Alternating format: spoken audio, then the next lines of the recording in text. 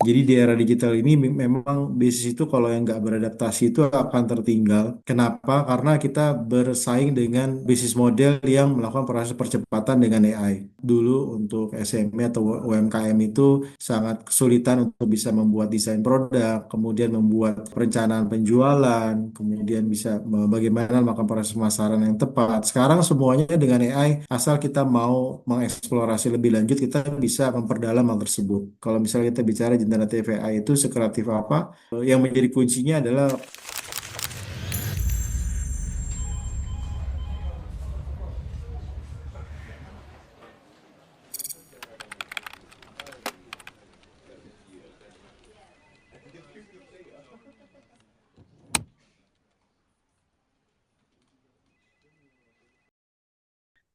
dalam catatan saya sendiri pribadi bahwa blueprint ini akan bisa terlaksana kalau misalnya kita aware dulu gitu. Jadi ada satu fase kita harus bisa aware dulu terhadap teknologi yang ada. Kalau di skala menengah sendiri, proses yang sifatnya manual itu bisa diotomasi dan bahkan bagaimana AI ini bisa merubah bisnis proses kita menjadi lebih efisien seperti itu. Melihat bahwa terlihat atau terlupakan ini dalam arti kata kita ingin melihat bisnis kita ini digunakan suatu website ataupun kita melalui media sosial sendiri. Era digital di sini kita ingin melihat bahwa persaingan digital itu sangat, sangat semakin kuat. Tentunya inovasi-inovasi yang kita butuhkan dan berkelanjutan ini bagaimana sih penerapannya dalam skala medium bisnis kita saat ini. Kemudian yang terakhir ini adalah bagaimana efisiensi operasional itu bisa lebih optimal.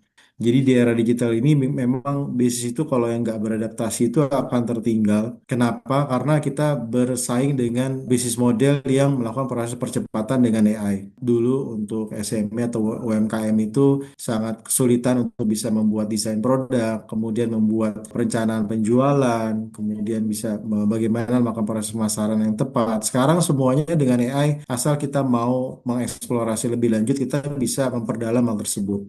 Karena Bapak Ibu, untuk UMKM ataupun SMI, ketika dia belajar terkait dengan AI, pemanfaatan AI, belajar terkait dengan prompt engineering yang tepat di dalam aktivitas kerja, itu bisa itu bisa membuat proses operasionalisasi itu menjadi lebih cepat dan tepat seperti itu. Kenapa saya bilang di situ no code? Karena memang penggunaan AI di sini kita tidak dibatasi dari sisi penggunaan coding gitu ya. Semua orang sekarang ini yang menjadi kuncinya adalah kreativitasnya kita gitu, yang membatasi apakah kita bisa menggunakan AI tersebut. Kalau misalnya kita bicara generatif AI itu sekreatif apa, itu tentunya yang dibatasi adalah bukan kita bicara dari sisi level coding lagi, tapi bicara dari sisi creativity. Itu yang menjadi era digital di sini merupakan persaingan digital semakin kuat seperti itu.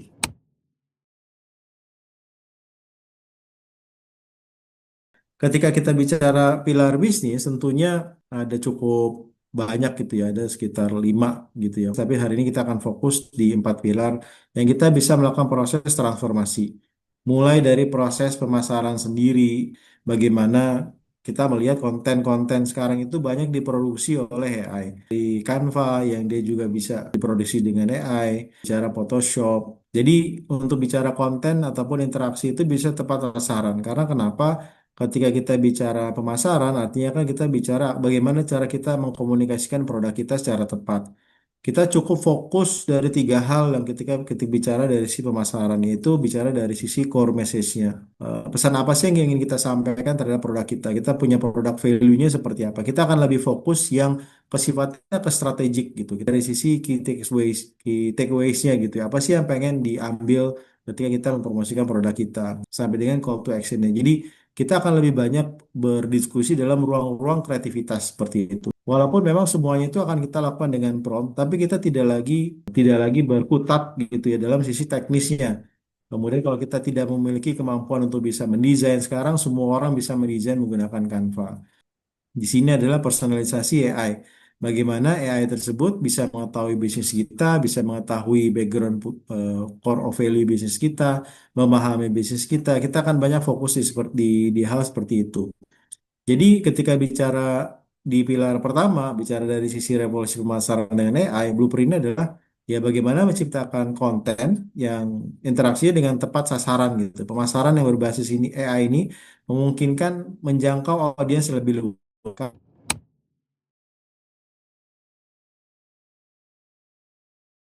Pilar yang kedua, bagaimana prospek ini bisa menjadi pelanggan itu secara otomatis gitu. Jadi AI di sini memang dia bisa mengatur dan bahkan mengsetting untuk proses penjualan ya, bahkan sampai bisa ngeluarin invoice. Saya ngelihat sendiri bagaimana AI tersebut ketika ada pelanggan berinteraksi dalam satu website, dia masuk ke dalam customernya, dia ngechat dan bahkan karena dia sudah punya ada database-nya, dia adalah existing customer, dia bahkan bisa juga menggenerate ada invoice-nya, menggenerate penawarannya gitu dan bahkan dia bisa mengatur schedulingnya, dia bisa mengatur agent ataupun account manajernya gitu. Itu bisa sampai sampai sedetail itu gitu ya. Kita kalau masuk ke dalam agentic AI. Nah, kalau dari sisi SMI, penerapannya seperti apa? Secara simpelnya aja, kita bisa setting itu namanya ada AI agent untuk chat gitu ya. Jadi bisa dipersonalisasi kalau teman-teman punya ada WhatsApp nih, kalau misalnya SMI ya, kita bicara SMI. Kalau dia punya WhatsApp, WhatsApp-nya itu bisa diintegrasikan dengan AI. Jadi ketika dia ada nanya produk, dia nanya harga, dan bahkan dia misalnya pengen tahu detail terkait dengan produk kita, itu bisa gitu. Dan AI ini bisa kita training juga. Kita bisa kasih tahu kita punya produknya seperti apa, kemudian kita harganya, detailingnya, bagaimana proses pembayarannya. Kalau kalau sebelumnya kan lebih kaku ya. Kalau kita bicara chatbot itu harus dipilih, pilih satu atau dua gitu.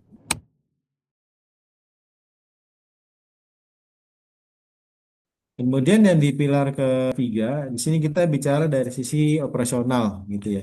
Perusahaan tersebut mau tidak mau karena ada perkembangan teknologi yang seperti ini juga mengimplementasikan AI juga gitu. Misalnya ada stoknya, stok opname misalnya kurang, dia juga langsung bisa kira-kira harus bisa stok berapa banyak barangnya. Tentunya kan kadang-kadang kalau misalnya kita terlalu fokus sama bisnis gitu ya, kemudian kita nggak terlalu aware terhadap laporan keuangan kita itu bisa menjadi backfire juga gitu. Karena kan laporan keuangan ini aliran darah, aliran darah atau enggak. Kadang, tapi kalau di sini kan bisa ada first alert warning dulu gitu. Dan itu cukup cukup mudah gitu. Bahkan kalau ada yang cukup di foto bondnya nanti bisa melakukan pendataan itu sangat dipermudah gitu oleh AI juga. Jadi kalau untuk di SMI, untuk data-data keuangan yang tidak punya keahlian misalnya di laporan keuangan sekarang sudah dipermudah oleh AI. Dia bisa memberikan masukan, dia bisa memberikan suggestion juga, dan bahkan bisa memberikan warning apakah keuangan-keuangan kita ini perlu ada yang diperhatikan atau tidak. Jadi bisa membuat sisi operasional itu bisa lebih efektif gitu ya. Ini ya kalau saya bicara konteksnya untuk website gitu. Nah kalau dari sisi website sendiri tentunya kan untuk pemeliharaan, kemudian untuk maintenance dan lain-lain, karena kita menggunakan AI tentunya website kita ini bisa lebih optimal seperti itu. Bahkan dia juga bisa memberikan prediksi juga gitu. Kira-kira dalam jangka waktu 1 tahun, kemudian kita misalnya punya ada barang tertentu yang memang cukup laku gitu di beberapa bulan tertentu. Itu seninya ini berdasarkan dari sisi data yang sudah ada itu punya punya produk-produk tertentu apa yang perlu diperhatikan secara khusus. Jadi kan dari sisi operasional bisa tahu nih kapan harus mempersiapkan barangnya, kemudian harus bicara dengan suppliernya, kemudian bisa memberitahukan kepada tenaga penjualnya, misalnya di bulan tertentu kita harus lebih bisa melakukan penetrasi yang lebih intens, mempunyai data tersebut dan diolah dengan baik, tentunya dari sisi operasional itu akan lebih efisien dan efektif. Nah, dari sisi keuangan,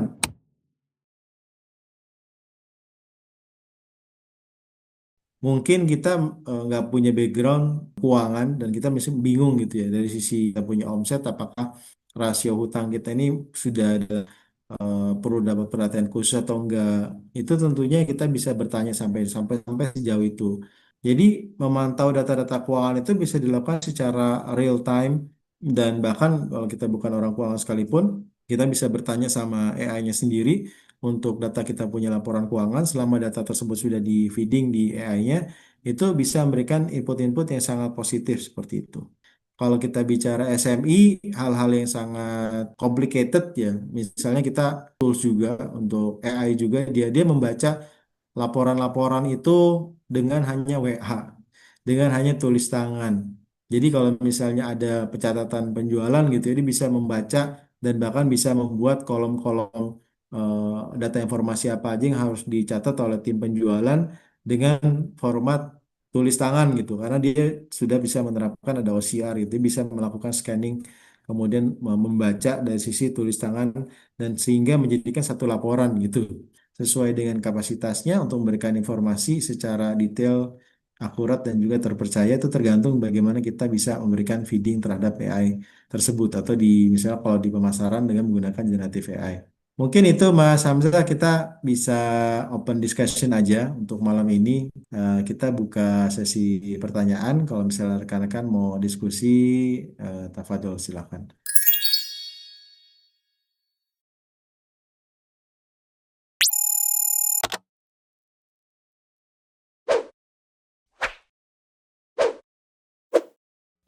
Halal, Transform, Accelerate, Ziyada Consulting.